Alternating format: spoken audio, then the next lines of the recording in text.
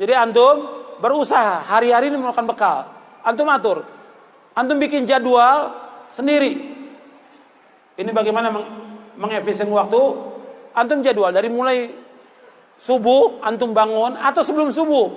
Antum bangun jam 3 atau jam 4. Atur. Jam 4 antum bangun, sholat tahajud, sholat witir. Kemudian istighfar.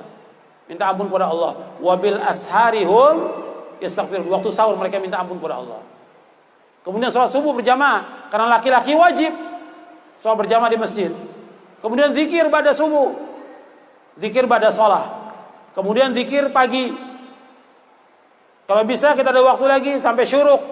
Kalau nggak bisa, pulang baca Quran sedikit. Berapa ayat baca Quran. Kita harus punya target.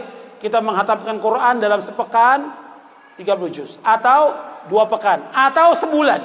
Pokoknya target kita sebulan hatam. Berarti 1 hari berapa juz? 1 juz. Ada target kita. Pagi berapa lembar, siang berapa lembar, atau sore berapa, atau malam berapa lembar. Harus target.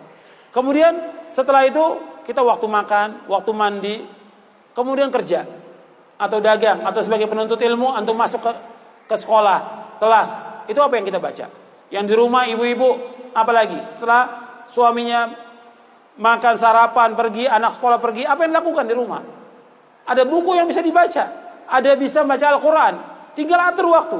Kalau masih ada anak kecil, ya umumnya dia bermain, tinggal kita lihat permainan dia. Kalau dia tidur, kita bisa gunakan waktunya untuk baca. Baca bisa semuanya. Semua orang bisa, tergantung bisa ngatur waktu atau tidak. Jadi waktu pagi apa yang dikerjakan, waktu siang apa yang dikerjakan. Ketika kita masuk kelas, guru nggak ada, apa yang kita baca? Ketika menunggu ustadz, apa yang kita baca?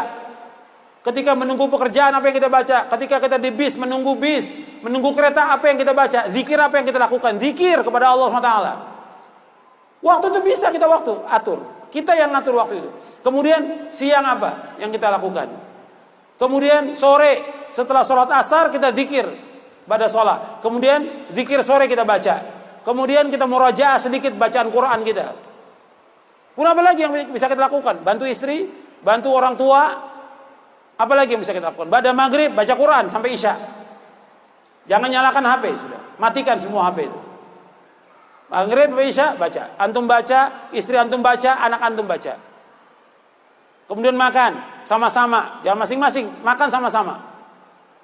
Dengan istri dan anak harus kumpul sama-sama. Kemudian pada isya apa yang kita lakukan lagi?